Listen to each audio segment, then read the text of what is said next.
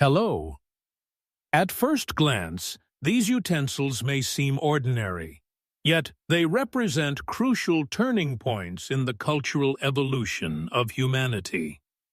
The first spoons carved from shells and bones, forks long rejected, but eventually indispensable. All of them remind us that eating is not merely a necessity. It is also a matter of culture, etiquette, and social organization. The story of the first bite. The hand as part of the meal.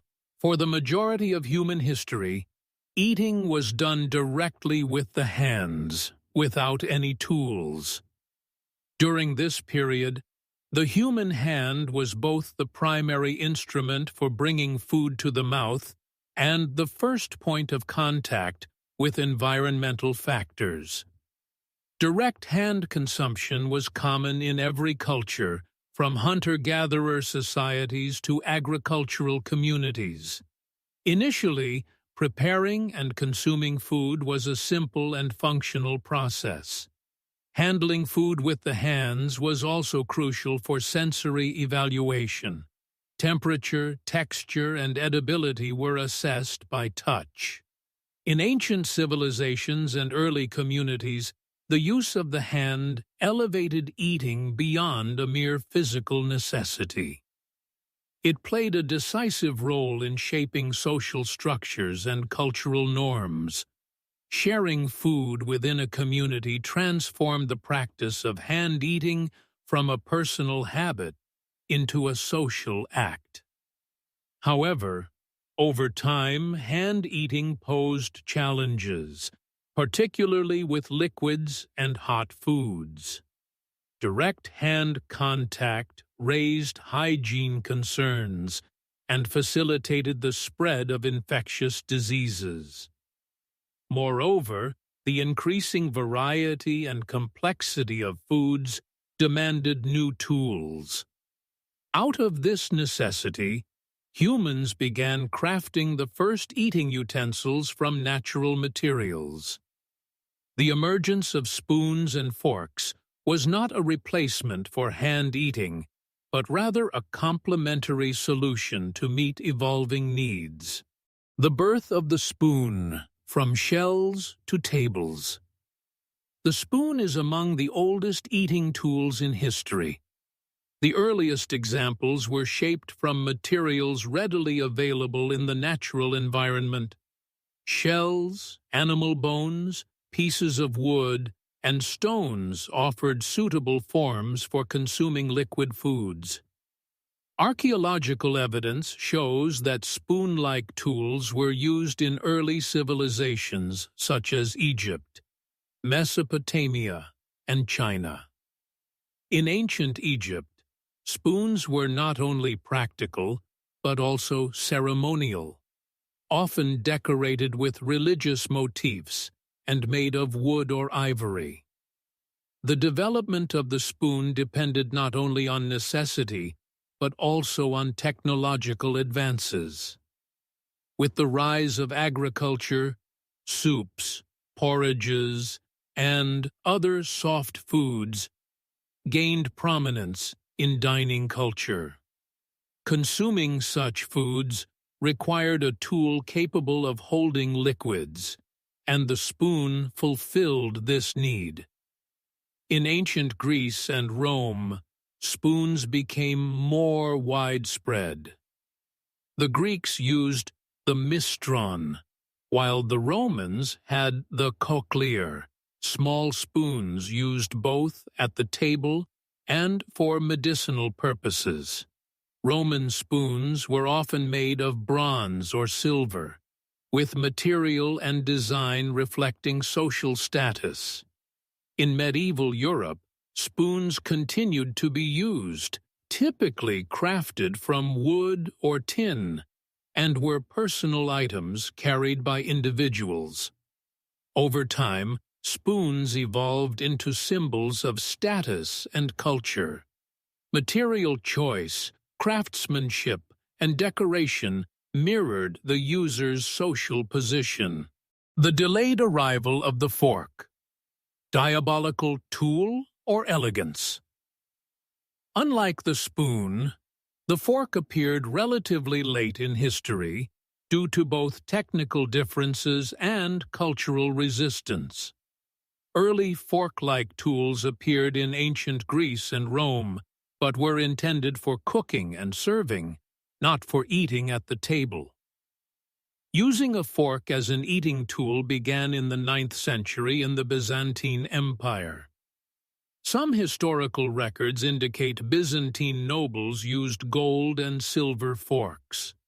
However, this practice was met with resistance in Western Europe, often regarded as moral corruption.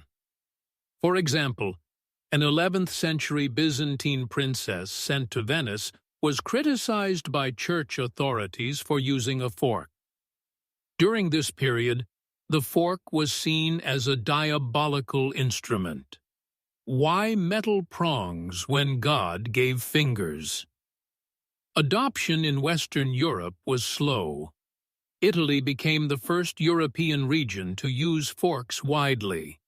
By the 16th century, wealthy Italians preferred forks, especially for slippery foods like pasta.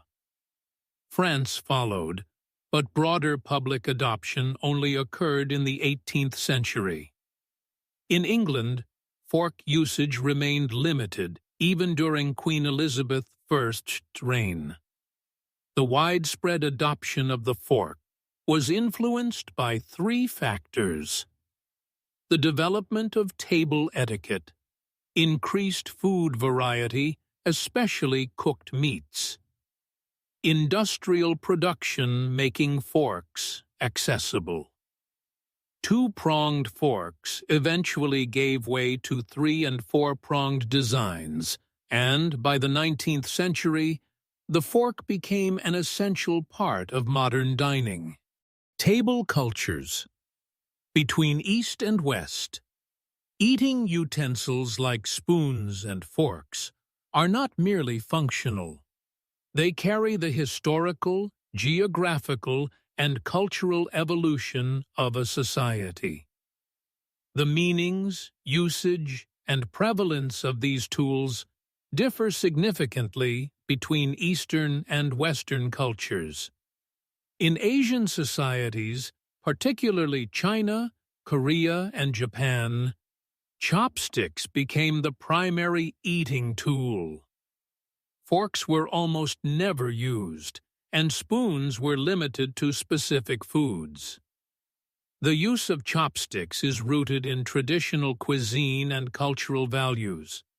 Food is served in small pieces without cutting at the table, making chopsticks ideal. In the Indian subcontinent and some Middle Eastern countries, eating with hands remains significant. Spoons and forks are secondary. The sanctity of touch, symbolic value of hands, and social rituals reinforce this practice. Hygiene is maintained by using the right hand exclusively for eating, reserving the left for other tasks. In contrast, Western societies like Europe and North America made the trio of spoon, fork, and knife central to dining.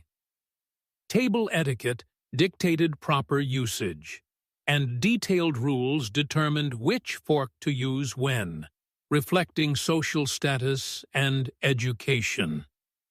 These differences are both technical and philosophical. In the East, eating is a communal and peaceful act.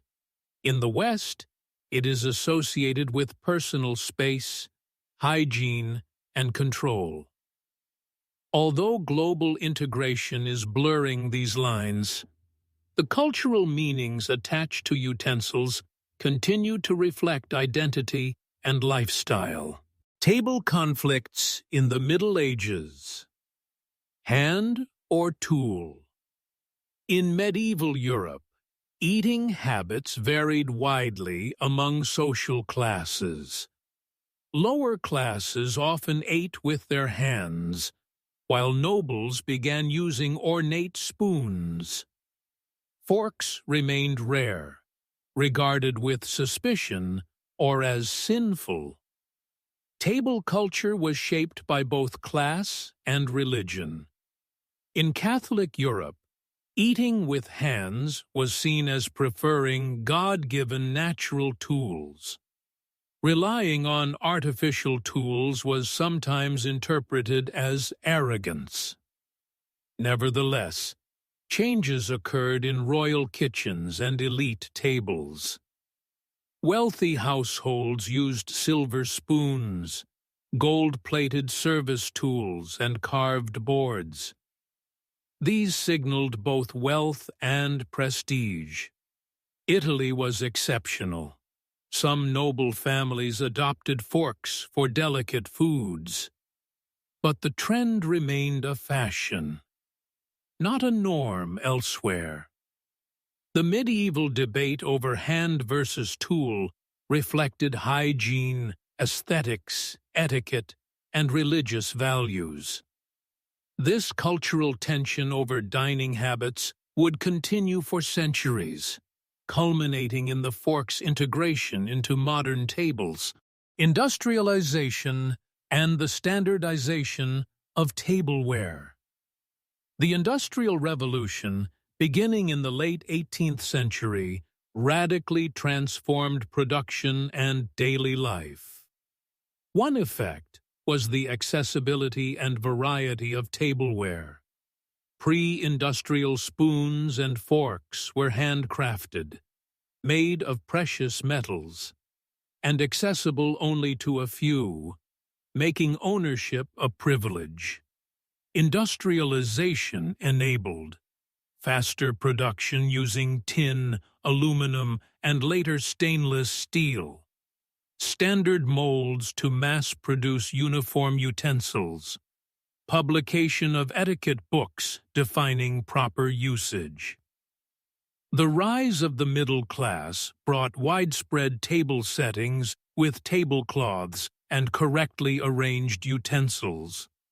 Owning utensils became a norm, not a status symbol. Specialized utensils also emerged, serving spoons, dessert forks, fish knives. Dining became not only about food but also order, elegance, and modern living.